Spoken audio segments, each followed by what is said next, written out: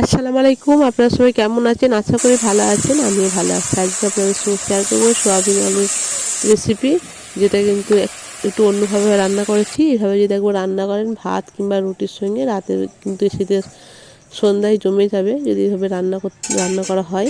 খুবই সহজ পদ্ধতিতে কম উপকরণ দিয়ে রান্না করেছি। পুরো ভিডিও স্কিপ না করে দেখবেন, আশা করি ভালো লাগবে। প্রথমে সোয়াবিনটাকে দেখুন 10 থেকে 15 মিনিটের মতন ভিজিয়ে রেখেছিলাম। ভিজিয়ে রাখার পরে নিচ্ছি পানি দিয়ে। তারপর একটা সোয়াবিনকে দেখুন হাতের সাহায্যে এভাবে টুকরো করে নিচ্ছি, 3 টুকরো করে নিচ্ছি। সোয়াবিনগুলোকে একটা সোয়াবিনকে 2-3 টুকরো করে নিতে হবে। আমি সবগুলো এভাবে করে নিয়েছি দেখুন। খুবই সহজেই, যেহেতু ভিজানো ছিল, একটু হাত দিলেই চাপ দিলেই ছিঁড়ে যাবে।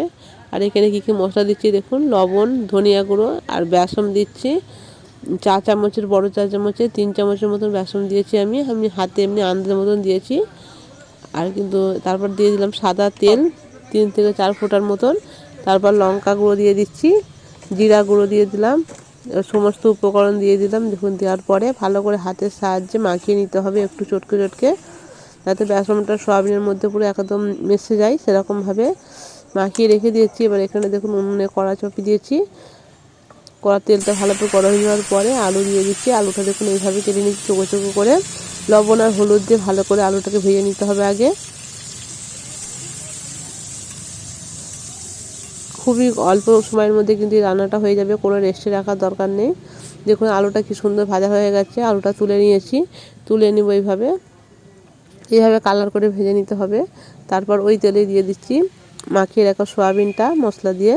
আপনারা এখানে আদা রসুন বাটাও দিতে পারেন। আমি কিছু এমনি সহজ উপায়ে যেহেতু রান্নাটা করছি সেটাই শেয়ার করছি। আর তো আরও কিছু দেওয়া যায়। আমি এমনি মশলা দিয়ে মাখিয়ে রেখেছিলাম, তারপর ভালো করে ভেজে নেব। দেখুন এইভাবে নাড়াচাড়া করতে হবে অনবরত। এক পর্যায়ে দেখবেন শুকনো শুকনো হয়ে গেছে, একদম তেল থাকবে না। সোয়াবিনটা আমার ভাজা হয়ে গেছে, এবার তুলে নিচ্ছি। এইভাবে ভেজে নিয়েছি। তারপর আবারও কড়াইয়ে তেল দিয়ে দিলাম, সাদা তেল। সাদা তেলটা ভালোভাবে গরম হয়ে যাওয়ার পরে তেজপাতা, গোটা জিরে ফোড়নে দিয়ে পেঁয়াজ কুচি দিয়ে দিচ্ছি। মিডিয়াম সাইজের 2টো পেঁয়াজ আছে। পেঁয়াজটাকে নাড়াচাড়া করে ভালো করে ভেজে নিতে হবে আগে। তারপর দিয়ে দিচ্ছি টমেটো কুচি, একটা টমেটো দিয়ে ভালো করে পেঁয়াজের সঙ্গে নাড়াচাড়া করে ভেজে নেব। তারপর এখানে দেখুন আদা রসুন বাটা দিয়ে দিচ্ছি। বেশি নয়, চা চামচের হাফ চামচ হবে আদা রসুন বাটাটা। তারপর এখানে মশলা দিয়ে দেবো। হলুদ দিয়ে দিচ্ছি পরিমাণ মতন। তারপর দিয়ে দিচ্ছি, ভালো করে নাড়াচাড়া করে দিচ্ছি। তারপরে এখানে লঙ্কা গুঁড়ো দেবো। তারপর লবণ দিয়ে দিচ্ছি। লবণটা আমি এখন দেবো না, যেহেতু টমেটোটা একটু নরম হয়ে গেলে লবণটা দেবো। ততক্ষণ একটু পানি দিয়ে ঢাকনা দিয়ে দেবো, যাতে টমেটোটা নরম হয়ে যায়, সেদ্ধ হয়ে যায়, পেঁয়াজটাও একটু সেদ্ধ ভাব হয়ে যায়। আমি এই পর্যায়ে দেখুন পানি দিয়ে দিচ্ছি। পানি দেওয়ার পরে ঢাকা দিয়ে দিয়েছিলাম। তারপরে ফিরে আসছি। এখানে দেখুন টমেটো, পেঁয়াজ সবই একদম নেতা হয়ে গেছে। তারপর লবণটা দিয়ে দিচ্ছি। দেখুন লবণটা আগে দিয়ে দিলে হয়, টমেটোটা ভালো করে সেদ্ধ হতে চাইনি, ওই জন্য লবণটা আমি পরেই দিয়েছি। তারপর অল্প অল্প পানি দিয়ে এটা কষিয়ে নিতে হবে। পুরো একদম সিম্পলভাবে রান্না করেছি, তাড়াতাড়ির মধ্যে। তারপরে এবার ভেজে রাখা সোয়াবিন আলু একসঙ্গে আমি দিয়ে দিচ্ছি।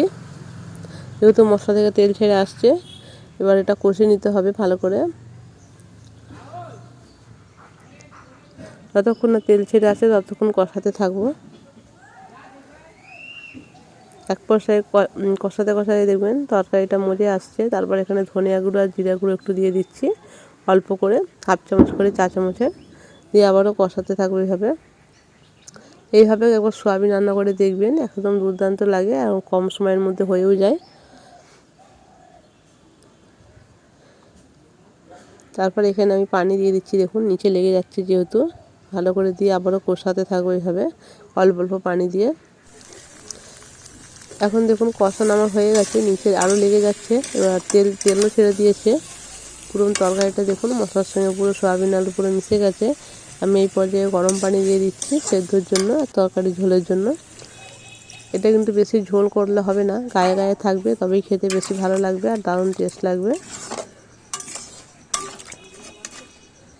এবার ঢাকনা দিয়ে দেবো 10 মিনিটের মতন। 10 মিনিট পরে আমি ফিরে আসবো।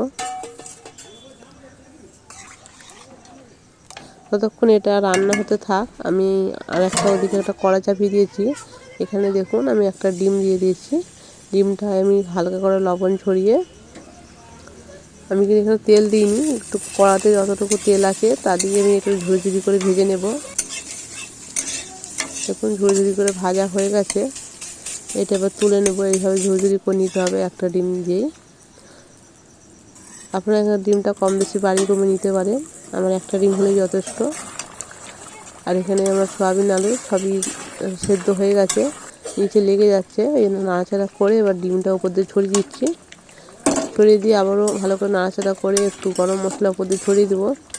ছড়িয়ে দিয়ে এবার উনুনে কিছুক্ষণ ঢাকনা দিয়ে 2 মিনিটের মতন বসিয়ে রেখে দেবো। এভাবে সয়াবিন আলু একবার রান্না করে দেখবেন, অসাধারণ লেগেছে খেতে, কিন্তু দারুণ। গরম গরম ভাতে কিংবা রুটির সঙ্গে কিন্তু জমে যাবে যদি এইভাবে রান্না করেন। একটা জায়গায় দেখুন পরিবেশন করেছি, সবটা ঢেলে নিয়েছি। এখানে আমি ভিডিওটা শেষ করছি। সবাই ভালো থাকবেন, সুস্থ থাকবেন।